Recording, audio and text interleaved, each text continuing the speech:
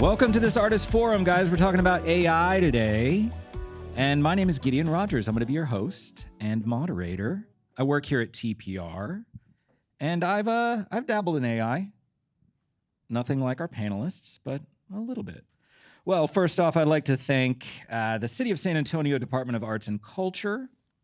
And tonight is made possible in part by the Lifshutz Foundation.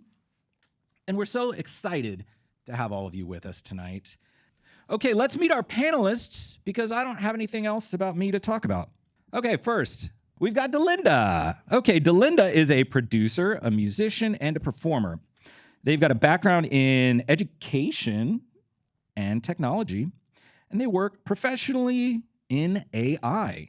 Okay, and I think a lot of you came here to talk about working in AI today, so you're in good company. Next, we got Diego Chavez. Diego is a multidisciplinary artist, blending sound and light, and using AI-assisted art and live coding. Next up, we got the big head on the screen, and it looks like the big head has a cat. Derrick, is that a cat? Can you confirm? I can confirm it's a cat, yes. Oh, Derrick. You don't usually get this in a live setting, so I thought it would be nice to have a cat, here in the studio with everybody. Actually, Derrick, you're wrong. If you turn on any computer camera, the cat immediately comes to a lap. That's just science. Everybody knows that's how it works. Guys, this is Derrick Schultz. Derrick is a post-AI artist. He works in media art and, here we go, computational and photochemical filmmaking.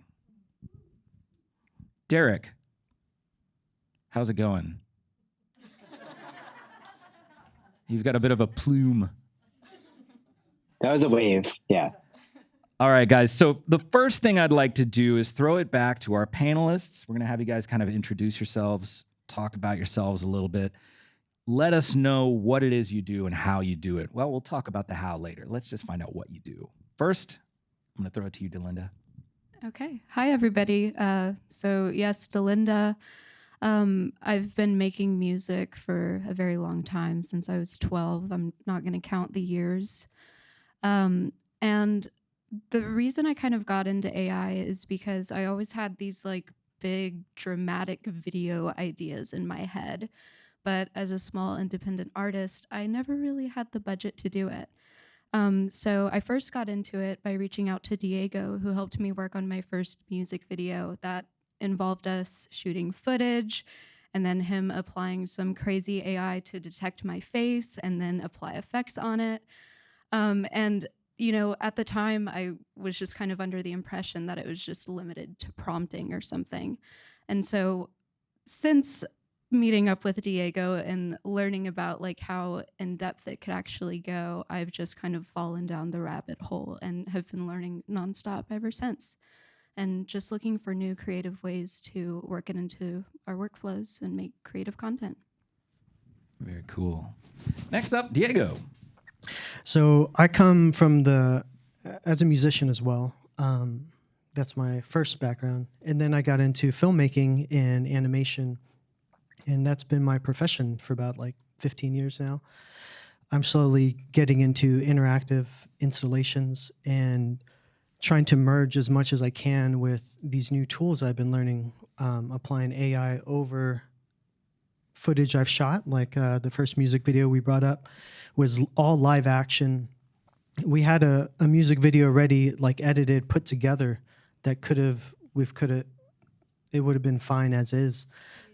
It was too easy. I had to make my life so much harder. And at the time, and it's funny because that was like 2 years ago, and the thing that I was super excited about, it was called a warp diffusion. So it's based off of stable diffusion. And I made a model of Delenda, of her face, and a style like a model as well. And then I combined those and made our music video. But then I had to jump into After Effects and like superimpose her face back when it was morphing her face too much. And it was like this huge workload that was like, oh, I finally have this new tool. Now let me merge it with my live action. It was such a pain, but at the same time, it did add this layer that I could never have gotten without that. And fast forward 2 years, and now we have a whole new set of workflows. So this last one we played has Runway ML. It has like 3 different types of like different models that I used on top of it. So it keeps changing. Like just 2 weeks ago, we got a new thing out. So it's just like our next music video is gonna just keep changing. Like we're always playing catch up at the same time. It's so much fun because we want to break things and we want to add the fun hallucination back to. We want to keep some of that. So as a filmmaker, this has been like the best thing ever. These new tools. And you got into it to make your life more difficult. That's interesting. I think you might be the only person. Well, who luckily, for that reason. I have to thank Derrick back here because I ran into his YouTube channel like 4 or 5 years ago when I saw some weird, I think it was Deep Dream at the time. I saw like I was like, what the hell is this? Like with a filmmaking background, I couldn't understand what they were doing. And so I bumped into Derrick's channel when he was doing, I think it was Pix to Pix. So it was like frame to frame. And I thought that was so cool. And then I got into the StyleGAN world, but I needed his help to understand collab, understand how to get into like my command line. And so there's a lot more barriers just 4 years ago to like where we're at now, where I can open up Runway or open up Eden or other things that are a little more friendlier for someone that wants to jump in, or like Mid-Journey. And there's nothing good or bad about the older way or the newer way. There's just like different techniques we can apply. Very awesome. Well, Derrick, you ready? Who are you, Yeah, and what is yeah. computational and photochemical filmmaking? So it's kind of interesting to hear Delenda and Diego, because I think I'm in a very similar place. So I first got into AI about 7 or 8 years ago. Diego mentioned Deep Dream was one of the first things that sort of came out that was really usable for visual artists. And around that time, I'd met some artists who had helped me sort of understand the tools. And as the next generation of tools came out, like Diego was mentioning, Pix to Pix, StyleGAN, there weren't a lot of resources out there for artists or visual people to learn how to use these tools. So I decided to start sort of teaching classes, putting up a YouTube channel. And that has sort of like increased my awareness, sort of helped me understand those tools, because to teach stuff, you have to learn it a lot more than you realize yourself. And since then, we've seen an explosion in these tools. And I think it is a really interesting time right now, because I think we're seeing a lot of tools that any artist can pick up without really needing to know how they work. But actually understanding how they work is really important. So, a lot of my classes do dig into like how these models work, why they work the way they do, that sort of thing. And then as an artist along the side, figure out how to use these tools for my own personal use. When I first started using them, I was just making images.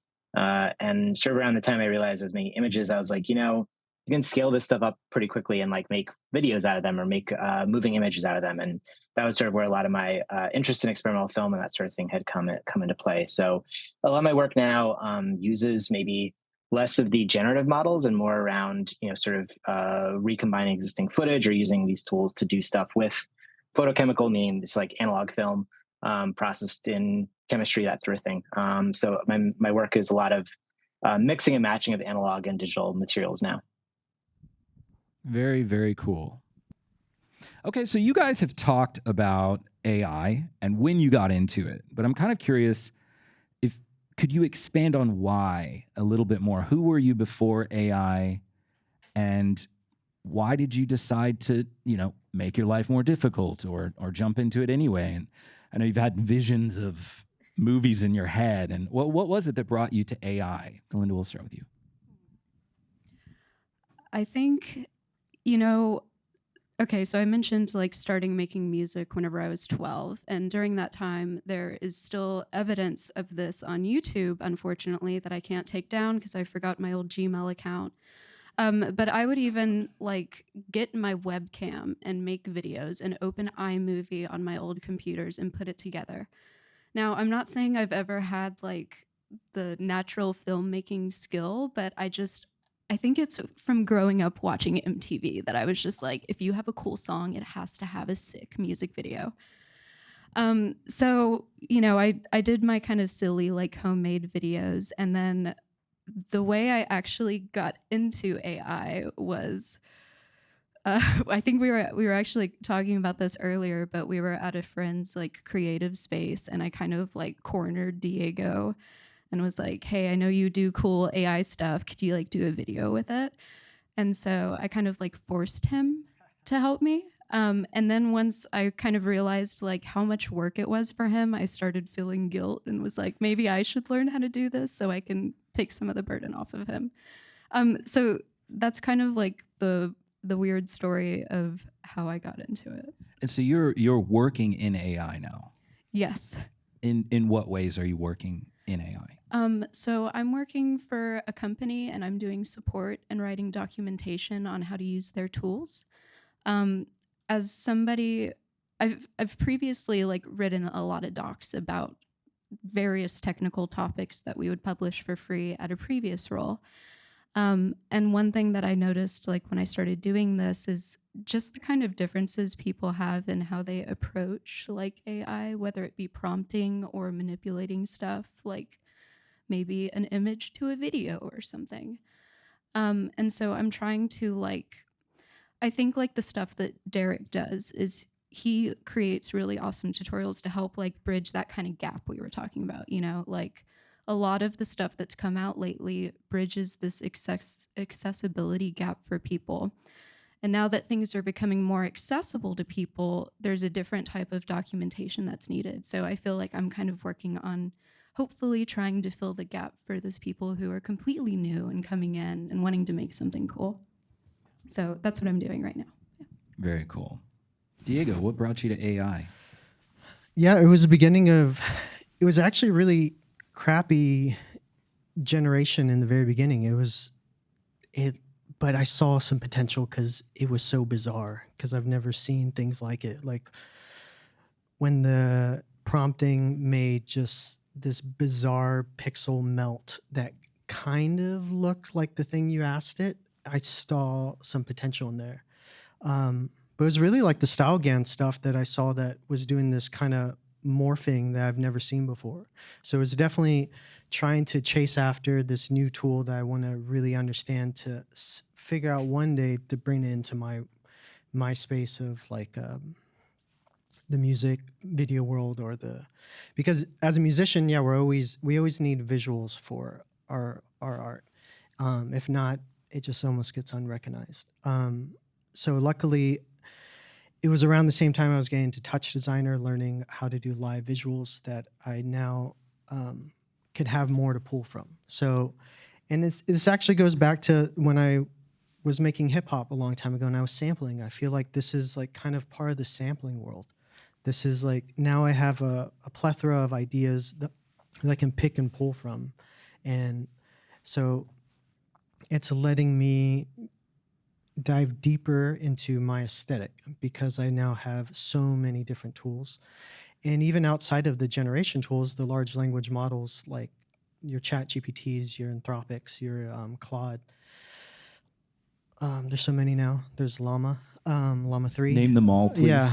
Well, because I'm using them all, because sometimes I want to pay $20 for one and that one's not working, so I jump over to the next one. But what's $20, huh? It starts adding up.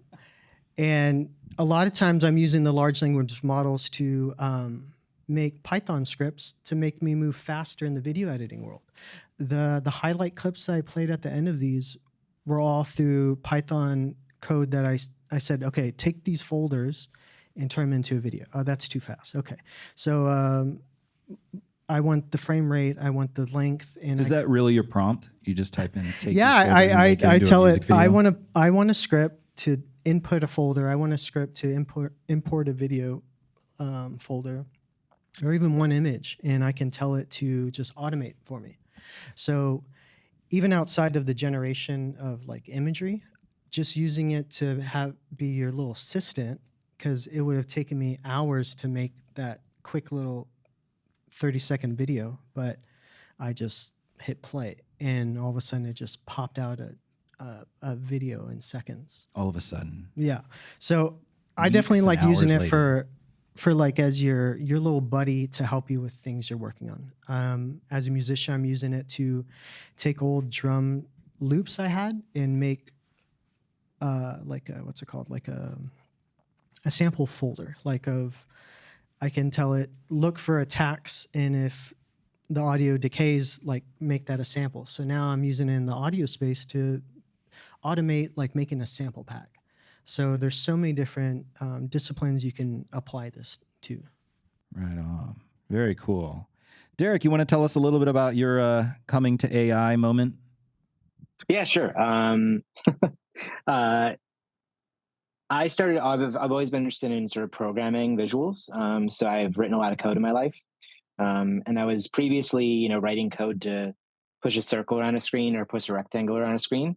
And right when the AI stuff started kicking off, I saw a lot of people who were in that sort of same space of programming visuals, moving over to AI, or at least experimenting in AI. And similar to Diego, I saw people making lots of weird stuff that looked really like a Cronenberg film, or something that was very body horror. And I was really, that's something interesting there. As someone who made a lot of shapes and moved shapes around the screen, I was kind of interested in something more photographic or something more textural. So I started to play with those tools as well. And I think, I'm still mostly interested, or largely interested, in using these tools to create things that couldn't be made with a camera or something, and I think that that's still an area that is, I think, we're starting to see people sort of say, oh, AI can replace this thing, or can replace a cameraman, or replace actors. And I'm kind of uninterested in that sort of area. I'm still sort of interested in making things that still feel quite foreign and like AI.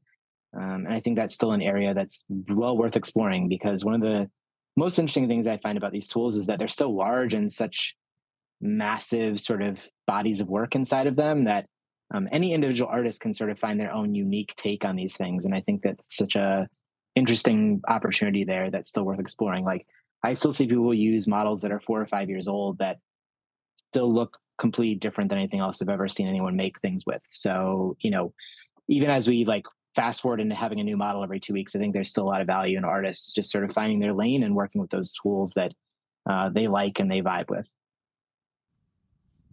Very cool. Thank you so much. Diego, I want to ask you about live coding. What is that?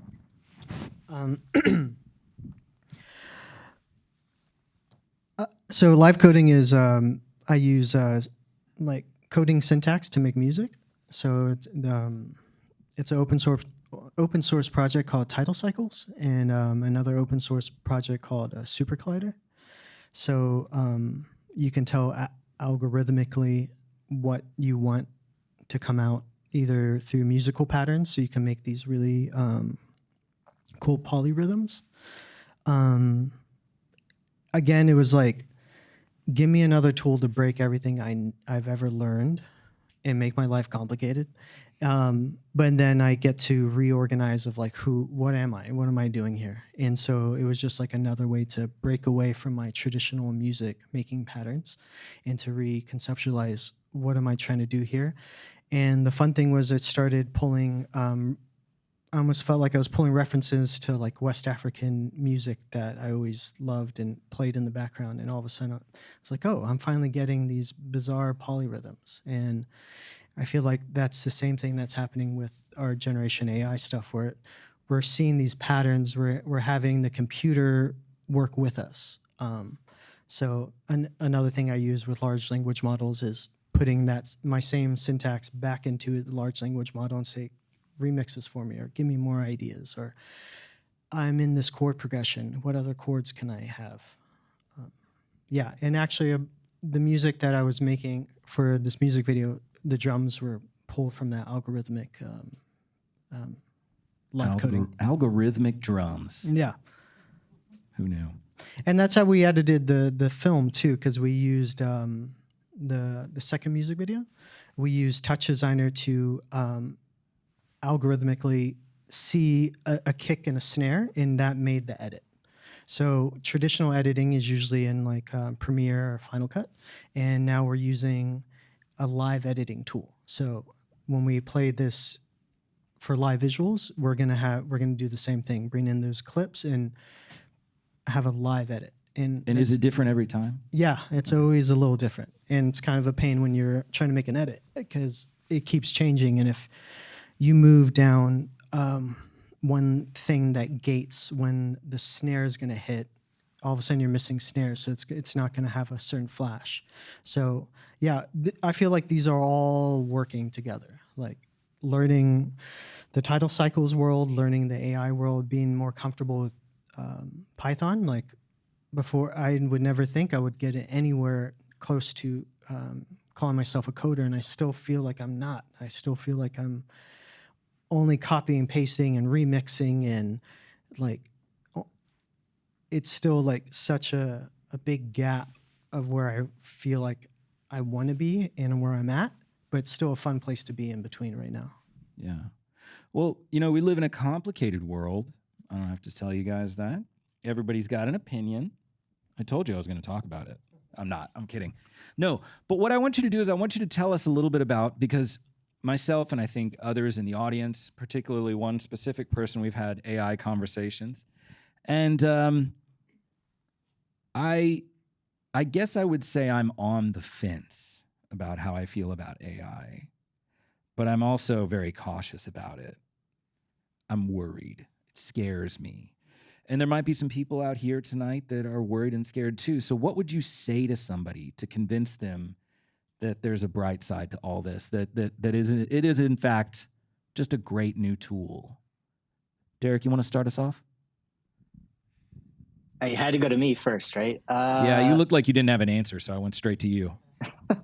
Well, yeah, because I don't want to convince you of anything. To be quite honest, I'm worried about it too. And I think, you know, many of the films I make are in many ways me sort of exploring my own thoughts and feelings about these tools and whether or not they're really good and how they fit into a lot of the other technological changes we're seeing across the world and how that's affecting our climate and jobs and whatever else.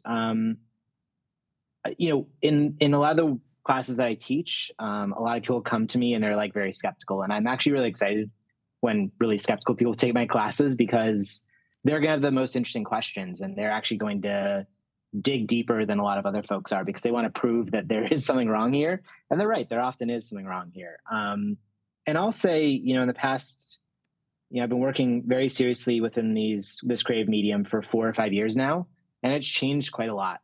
The models that, you know, people talk about, back in the day, they were made by small research labs at universities.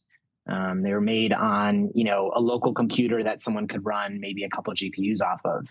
If you compare that today to what Google and OpenAI are doing, which is like at a massive $1 billion scale to train one model, it's such a different experience now, and it's such a different world. And it is frightening. It is scary to see that. I think just this week, Google said like they missed their climate targets by like a large amount, in large part because of their GPU arms race with OpenAI and Microsoft and all these other companies. I don't really love the direction that a lot of these things are headed in terms of scale, in terms of how long it takes to train them, in terms of how they're just being integrated in everything without really much consideration. But I will say, I think like Delenda mentioned, like I think for individuals who are on a tight budget, or like many of us who are artists who like have to feed the algorithms and post new things on Instagram every day, there's a value to these tools, and there's a value in exploring them and finding how they work within your own process. I think you and I were talking about this earlier. There are tools already in Photoshop or whatever that use AI, but maybe don't highlight that they're AI, that allow you to do things as an individual artist using Photoshop that you couldn't do before, that are really valuable. And I think we can separate that from, say, the hype people who say that you can reinvent filmmaking or we're going to take over Hollywood in the next 5 years. I just don't know how real that is with what I know about those creative sort of processes and that sort of thing. But I do think there are small places where these tools are valuable today. My wife, who's a journalist, has been using Claude a lot recently just to ask it questions and to make sure that like she's covered all her bases on like, you know, oh, am I covering this source? Am I covering this source? Do I have an outline for the book I'm writing? That sort of thing. So you can see these as, I love what Diego called as a little buddy. I think like a little buddy is like a good way to think about some of these tools. And I think it's fine to be skeptical of them. I think there's something really healthy about being unsure about these tools as you explore them yourself. Very cool. Delenda, how would you sell your little buddy? I'm just using his lingo. He's the expert. Thanks, Derrick. I think for me, with kind of like my tunnel vision into what all AI can be, because like Derrick had mentioned, there's so many applications of it. Like I've been reading about its use in medical scenarios, like being able to train a model on recognizing a certain type of cell or something. So that way it can help detect if you're ill. Like there's a lot of ways it can be used. And I think the thing that I keep coming back to, like we talked, I think earlier about how like, oh, I don't know if I actually touched on this, but whenever I started, okay, I'm going to go back a little bit. Sorry. Squirrel brain. It's like a Christopher Nolan film. Sorry. But I just keep seeing this kind of like cycle with technology. So whenever I was 12 years old and started making music in like GarageBand or Fruity Loops or whatever, I always felt like this imposter syndrome from like the community around me because I wasn't playing an actual instrument. Or, you know, even if I could play, it would be not as great. But anyways, I was using these tools. People were skeptical of them. But then we find out as a humanity, like how to work with them. And I think that like, yes, there are like probably things that are like scary about it, like Photoshop. You could Photoshop someone's face on anything. That doesn't mean that like Photoshop is a terrible tool. It's about like whose hands it's in. And I think that like maybe this is like wrong of me, but I tend to believe in like the better good of humanity. Like I think that most humans do want to create something nice and not something that's going to hurt other people. So I kind of feel like hopeful in that way, and also based off of the cycles we've seen previously in history when new technology was introduced. It's a long story, sorry. No, and I think you're right. I think most people do want to create something nice and something beautiful. Like I used to go on Midjourney and type in Homer Simpson with human skin. That sounds so beautiful. Wow. Stunning. Yeah. You've all done it. Every single one of you have typed in Homer Simpson with real skin. And it looks great every time. Diego, what do you think? How can he sell us on AI?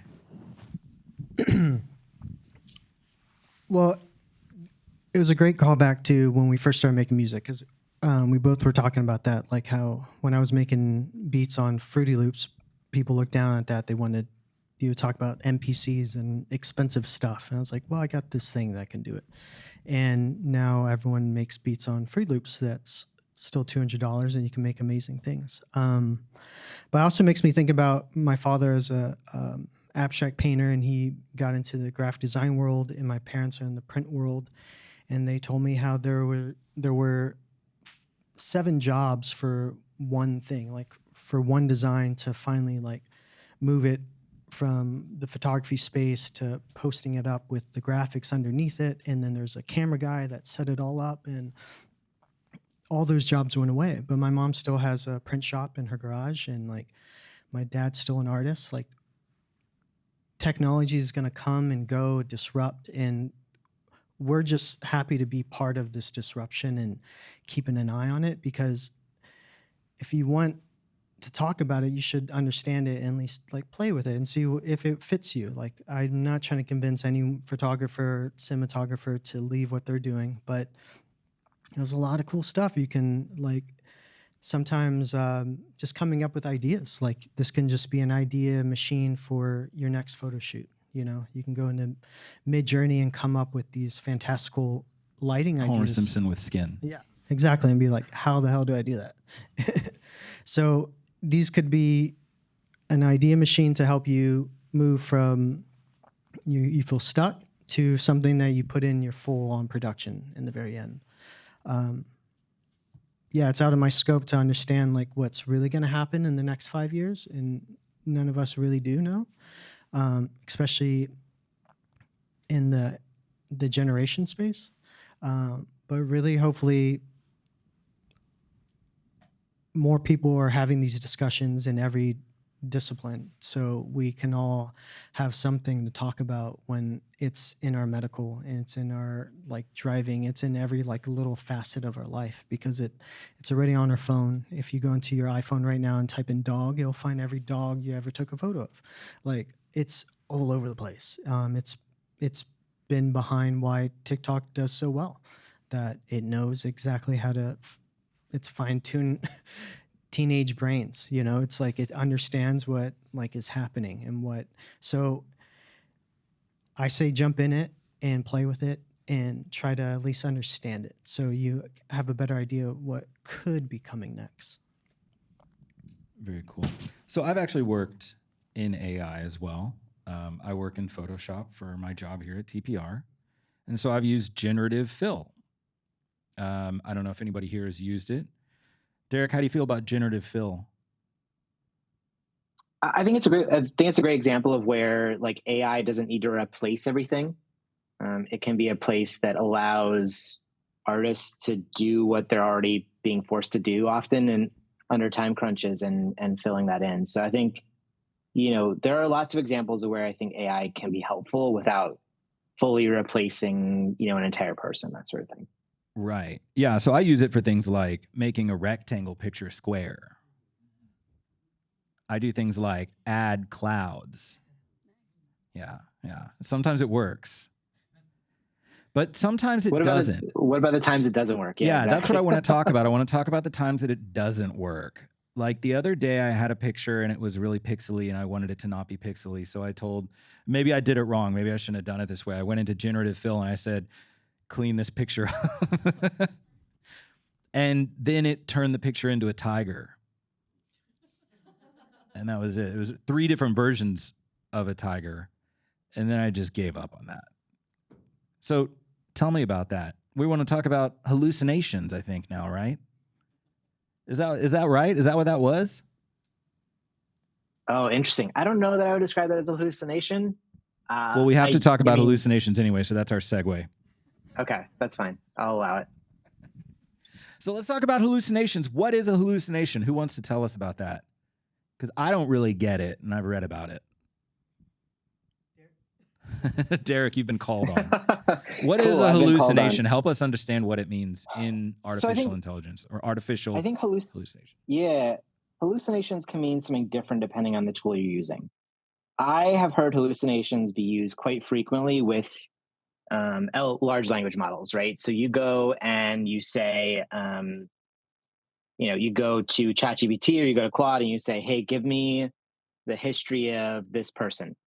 And it starts out and like it gives you like maybe their birth date, and then it starts to say like, you know, they once ran this country, and you're like, that's definitely not true. Like, what's going on here?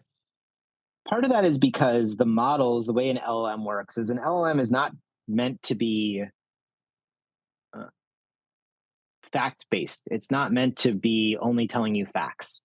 An LLM is basically designed to look like it uses realistic language or look like it tells you reality.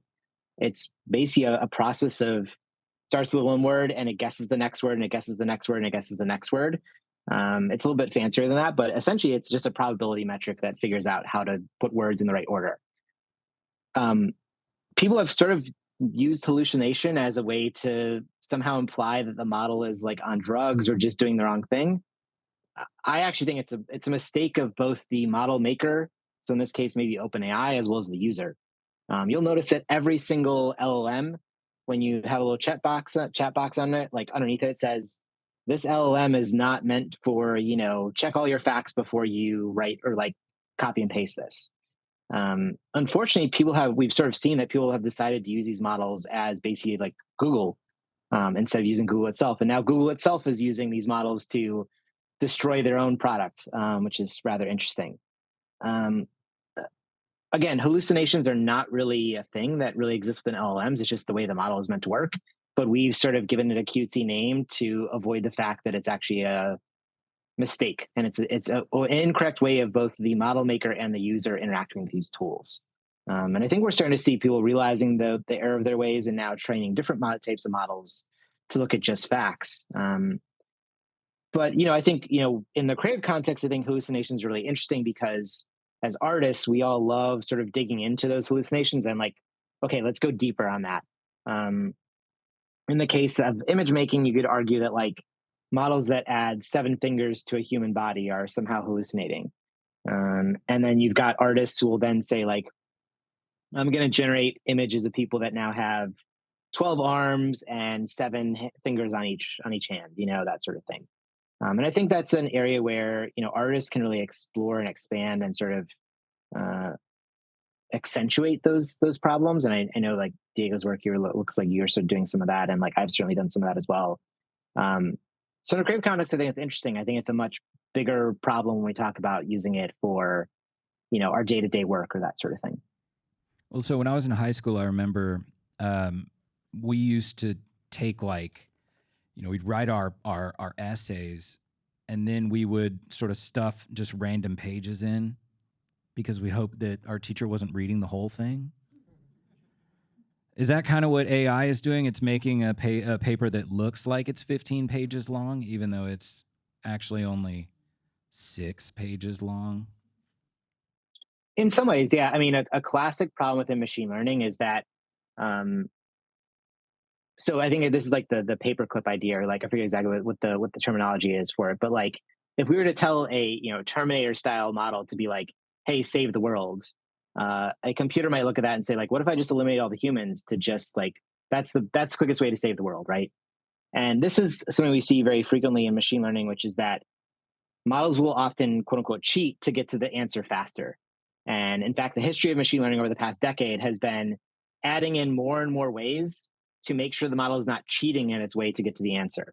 And I think we're starting to see that next level of that happening as people are realizing that people are trying to use these tools as Google, and they were saying like, hey, we can't give them bad facts. We now need to double check our facts before we put that content back into ChatGPT. So actually, if you even look at how engineering folks or other people are using ChatGPT, there's like these long instruction programs now that they call prompt engineering as a way to force the model to work with itself through the process and therefore not give you bad answers. And yeah, so like we're finding ways to hack these things, and the models are finding new ways to lie to us, and it's sort of an ever-ending game. And now we're at this place where it costs $1 billion to make a model that tells us something that Google could have done 10 years ago. It's like teaching a kid. That's super terrifying. A kid who has, in your words, eaten the internet. Is that right? So a child has eaten the internet, and now we're teaching it how to not lie. This is going to go really well. Delenda, do you use AI in your music? I do not. Well, you do not. I use a lot of autotune, honestly, but I don't think it's AI. I think it's just like reading the frequency. Yeah. No, and that's an interesting question because I have played around with the tools to kind of like see how I felt about it. And that's kind of where it ended. Like it just wasn't that. Just turns out you're just too good. No, not by any means. It, I think that I find so much enjoyment like in the process of writing music. And so whenever we're all talking about trying to sell something, like I don't want to sell someone on AI if they're not interested in using it, because I understand as a musician that part of the reason I write is to go through that process. And so people like trying to force everyone into using like AI into their visual workflows. I understand that that's just not a legitimate thing, because the reason they're artists is because they enjoy the process of making art. So I don't know why I went on that rant. Sorry. No, I loved it. I love ranting. Okay. Dude, can you guys, speaking of ranting, can you rant about your process together? So you started in AI, Diego, and then Delenda, you thought, oh, it's really cool. I'm going to learn about it too. I'm going to get into it. And so now you guys collaborate quite a bit on music videos. How does that collaboration go? How do you sit down and talk about these visuals, these nightmare visuals, and how you're going to achieve it? And I mean, do you come and say, I had a nightmare. Can we make my nightmare? What's step one? Well, so I think, so Diego recently got me into something called Comfy UI, and Derrick, please don't hate me if I explain this in the worst way possible. But essentially what Comfy UI is you can take these little nodes, and if you add them all up together, you can create your own kind of workflow in AI. So you can add your own models that are trained on your own art. You can tell it to do all sorts of crazy stuff. So I'm honestly still in the really early phases of learning how to use these more kind of complex and customized models, as I would describe it, as someone who's previously used like sign up for our product tools. And this is something that you can run for free. You can run it on your computer. You can run it on Colab. You don't need to have this financial barrier into it, but that just means it's a little harder to use. So long story short, I'm in the process of learning that, but Diego has just sent me this model that he had trained on some of the pictures in one of the earlier clips that played. And so what I'm hoping to do with this is like now I can start using some of the visuals like he's already kind of pieced together and start using those in my own workflows so I can make my own images and it's not just poor Diego like burning out his GPU trying to make these. So I thought that that's like a really cool aspect of it. Like we can kind of share this art between each other to get similar results. So it's kind of like this like dual collaboration where we can both like contribute to it. And I can even add my own styles. And also like sharing workflows and stuff. So. And that's the cool thing about this is that we teamed up and did a traditional shoot where it was somewhat traditional. I had a back two projectors and I got her to do some movements and we took like a whole evening of photos to then train the model on that aesthetic. So that's what's kind of cool about this is that in one evening we met up, cranked out like a huge like photo shoot. And then with all those photos, I now gave her a model of her. And so now she has her own thing that she can do whatever she wants, you know? And so like, this is like a new form of collaboration. Like we meet up once, I train a model over the weekend, and then all of a sudden she can use a piece of that and then mix in other models. Maybe she creates her own, maybe she downloads another one. But she brought up Stable Diffusion, and I'm such a huge fan of open source. Like if you have a gaming PC, you could be doing this for free on your home PC. You can be cranking out music videos, photos. If you're a musician, it's hard to find a good photographer with aesthetic. You can design your own photographer, your own aesthetic for your next promotion. When you're talking to AI, when you're prompting it, I find that it's for me at least, I get sort of inspiration in the prompt. So I'll write the prompt and then I'll get a weird image and it's not exactly what I thought I was going to get. But then now I'm on a new path. Do you guys find that happening a lot with AI? Can you talk about it a little bit? May I? Okay.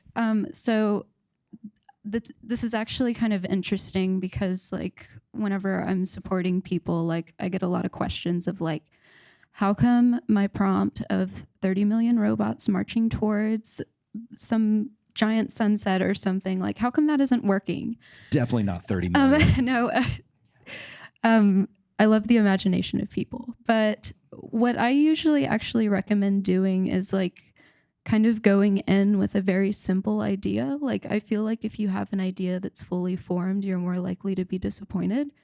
And so whenever I'm doing my own workflows, I usually try to like source inspiration like from the AI as well. Like I like this approach because it allows me to see like what it can do and what it might be able to get me. And then I'll just try to keep shaping and iterating from there instead of just being like, I want this, this, this, and this, because that just usually doesn't work for me. You're collaborating with the robot. In a way, I would say, yeah. And I think that's what we need to learn to do, guys. We need to learn to collaborate. We need to be nice. We need to embrace the technology. You need to say please. And you gotta embrace hug that. it. A lot of times it doesn't get what you want. And you still need to be an editor and chop out the things you don't like. And sometimes I'm yelling at my large language model, because it's like, you're not doing what I asked. I'm asking you to do this one simple thing, and it's still difficult. Like, the AI isn't going to take over anytime soon. Like it's very difficult to get what you want, even if you have a cinematography background, even if you think you know the aesthetic. It's still a process. It's a tool, and it's never going to be more than that. I don't know what's going to happen next, but I right just now, wanted to say that out loud and see if anybody raised an eyebrow. yeah, we still got some time. Derrick, is the camera ever going to take pictures without the cameraman? Someone just put out a camera that already does that. You Yeah, point but the camera out and it. The camera just walks to set, drives. I mean, to who set. needs a set anymore, right? Like, that's the bigger question. Man. If you don't need a set, you don't need a camera, you don't need anything. You just need words. You need some GPUs, and you need a subscription to everyone's various tools. So, and as Diego mentioned, it's like $20 here, $20 here, $20 here. You can drop a good $1,000 a month on all these tools at this point. So we've talked about money a lot, right? So let's talk about how someone can get into this sort of field, break in, and start learning the ropes without breaking the bank, as they say. Where do we start? Derrick, you're gonna need to help us with this one, because where do you tell people to begin with? Because there are. So right now we have like Midjourney. I think that's like the easiest one to jump into, because you used to need Discord. Derrick's like, you start by signing up for my course. No, but really, it's like you need to find resources like that, because it's like, what do you even start when you get in it? There's Runway ML, there's Eden.ai, I think.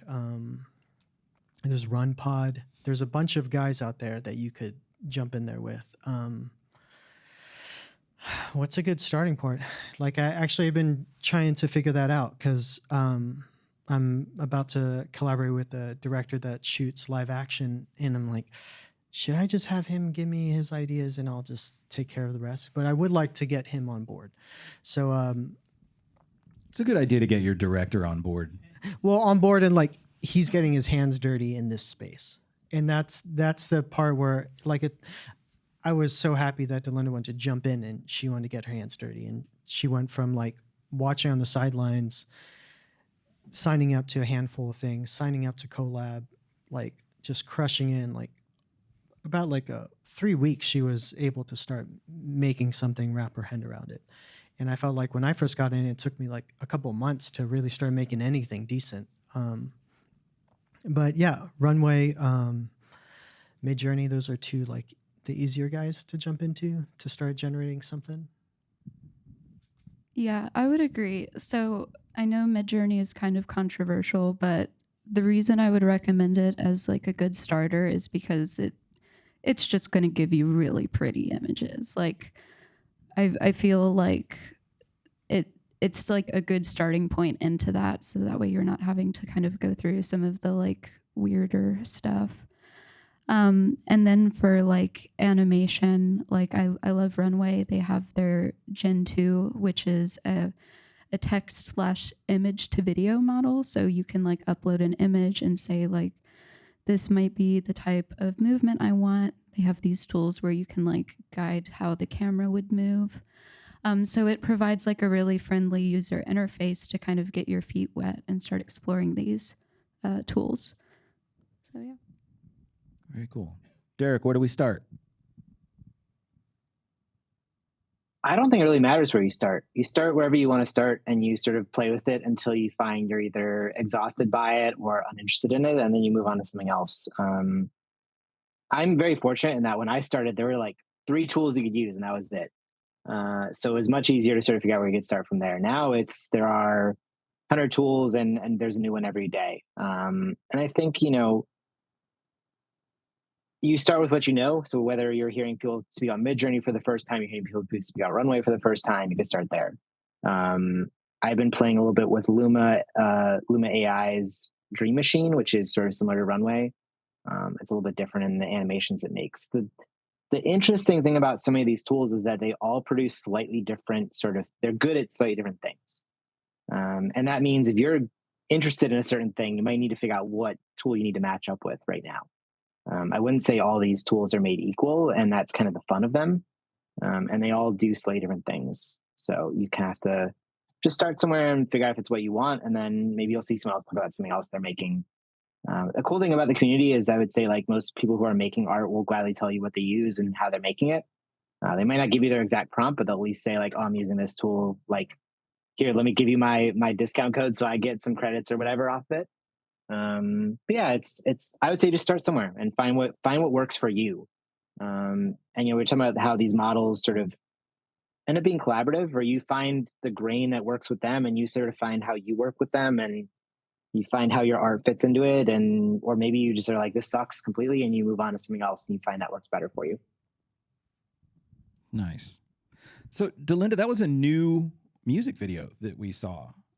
Yes. Can you guys take me through the process of making that video? And if you can even remember, tell me about all the different AI bots you used for that. How many different systems did you use to make that?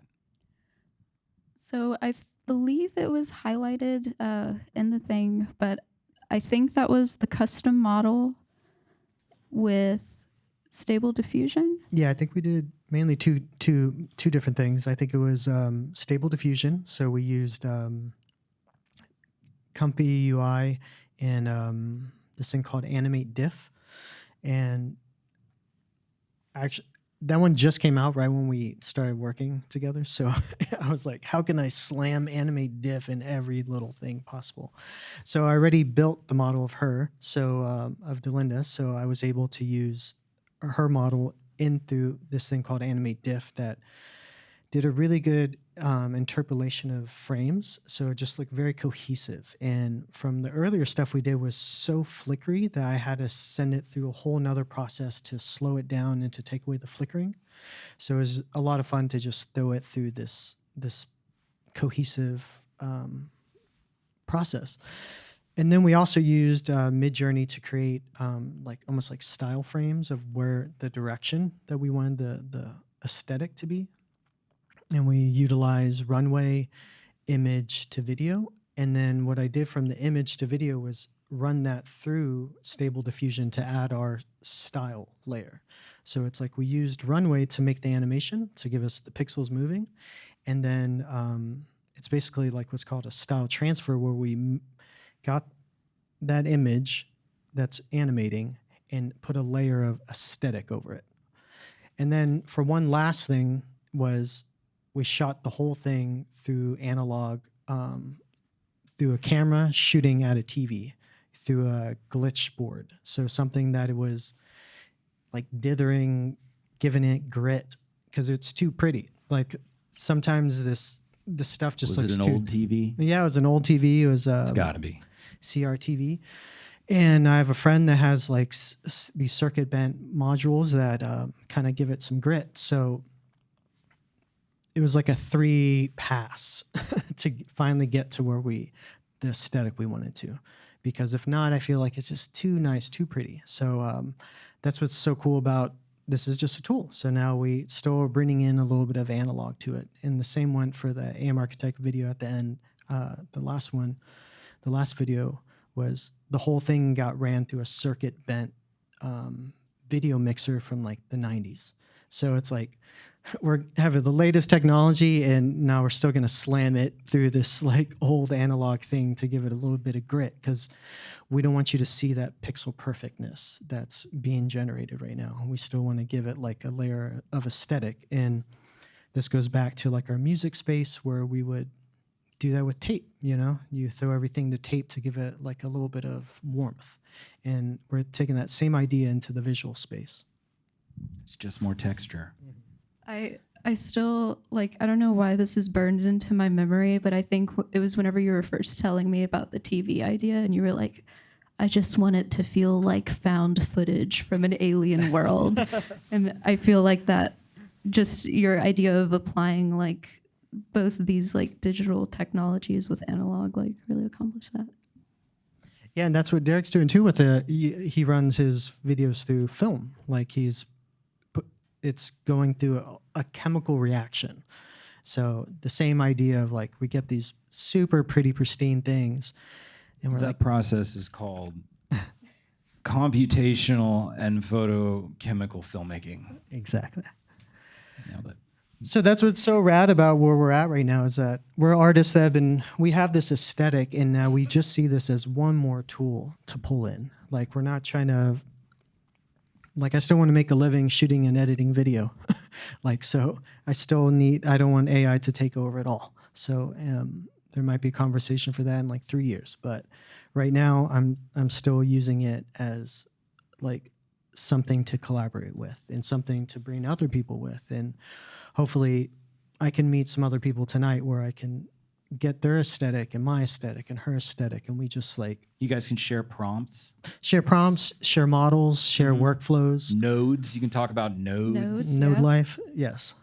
And that's what's really cool about, like, you get on Twitter or you get any social space and people are so happy to share like what they're up to. Yeah. There's a bunch of Reddits, Discords that you can jump into and ask like, how'd you do that? And 90% of the time they will tell you step by step, share their workflow so you can emulate exactly what they did. Derrick, can you talk to me a little bit about floral zombification? I don't know if you guys saw, that was a video that was playing out in the opening there. It's a bunch of flowers, like a time lapse of flowers and mushrooms and skulls. Can you talk to me about the making of that? How'd you do that? And what'd you use? Yeah, so that actually started, I made a version of that about 1.5 years ago. And so, you know, Diego was talking about found footage. So that's actually found footage. A lot of that material was made, I found a reel of old Disney educational films that was these time-lapse flowers. I had it scanned. I brought them back into, at that time, there was a machine learning model that was making animation. It would basically make video back at you. So the first version of that film was really just that. I basically like trained a model on the thing and then spit it back out. And it had a little bit of text prompting, and I was able to convert some of the flowers into mushrooms, but not very well. Fast forward to about maybe 1.5 months ago, 2 months ago, I was asked to sort of submit a new piece to a gallery show, and I wanted to remake that. So I used a tool called Eden. It's another one of these tools. They're all very close to the same, but slightly different. Eden allowed me to train my own model. So I trained a model on that same footage. It also does the animate diff stuff, which is what Diego was talking about. So I basically fed in that video footage or the original film footage plus that model, and it sort of like hyper intensified. So the first third of that film is like these hyper intensive sort of flowers are sort of shaking and vibrating.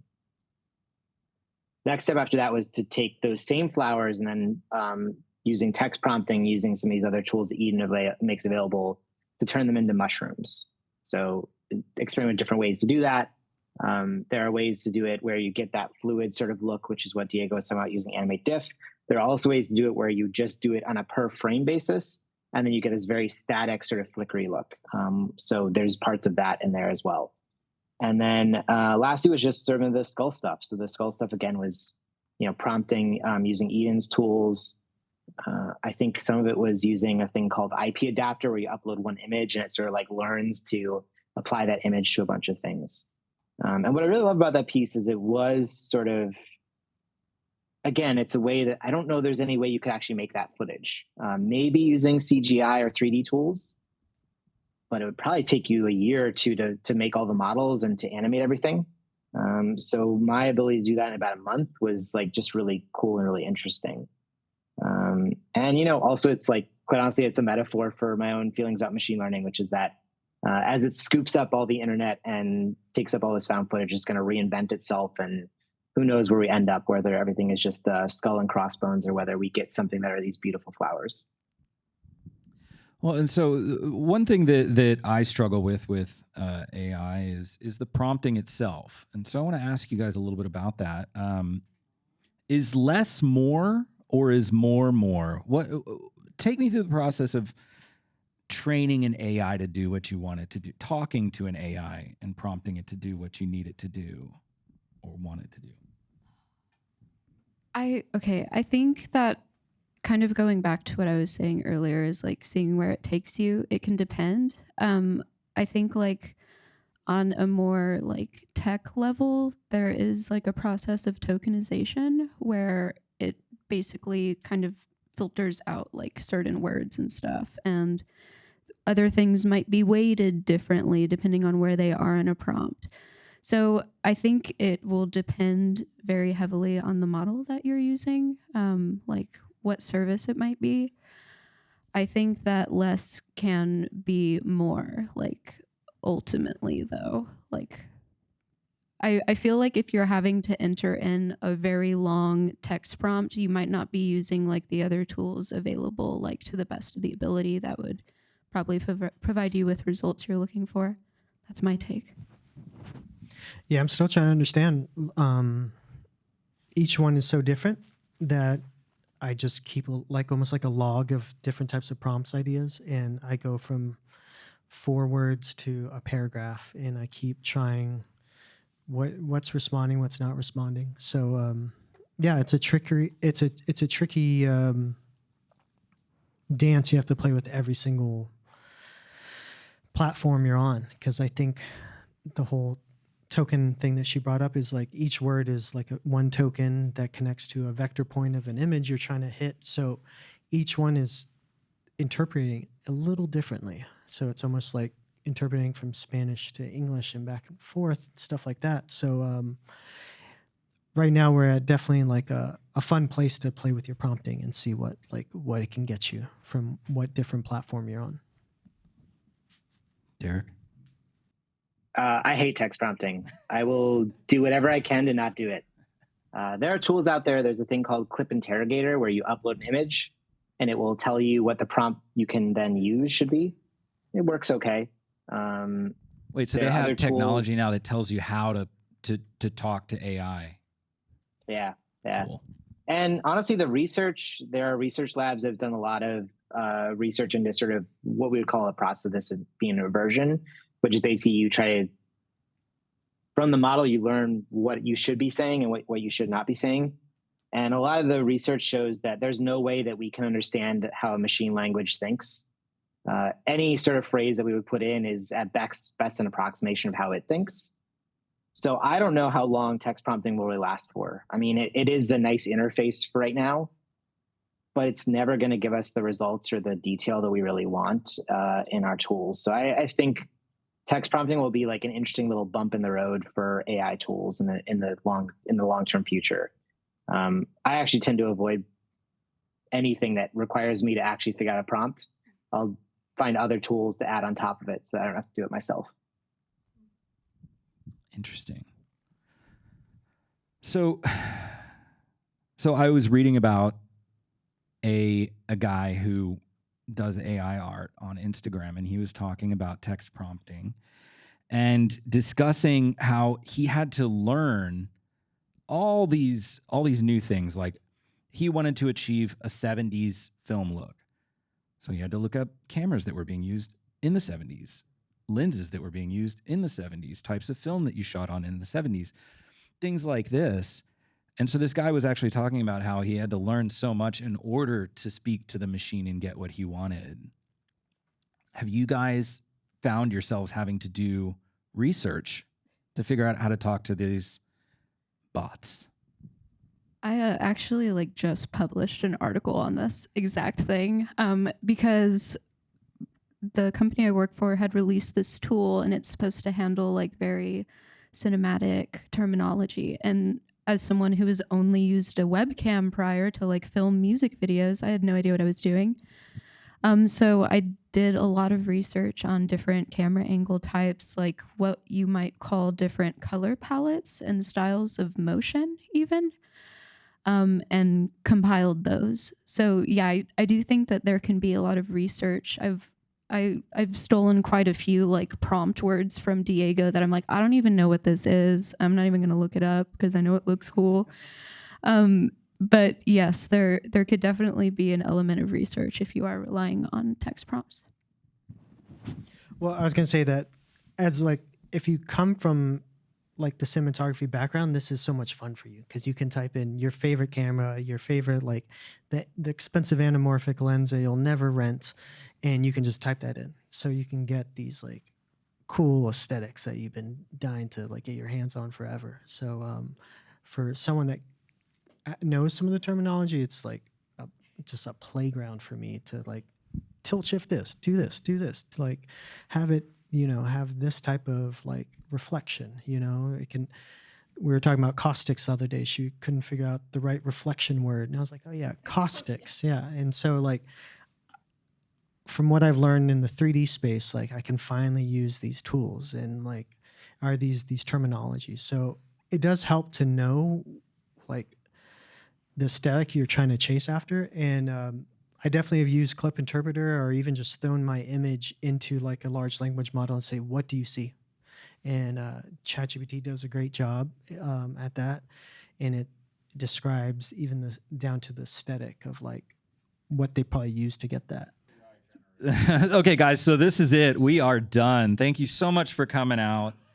Guys, do we have a white whale? Anybody have a white whale? What's that thing that AI is just never going to do? Just quickly tell me, what do you think? Eat spaghetti.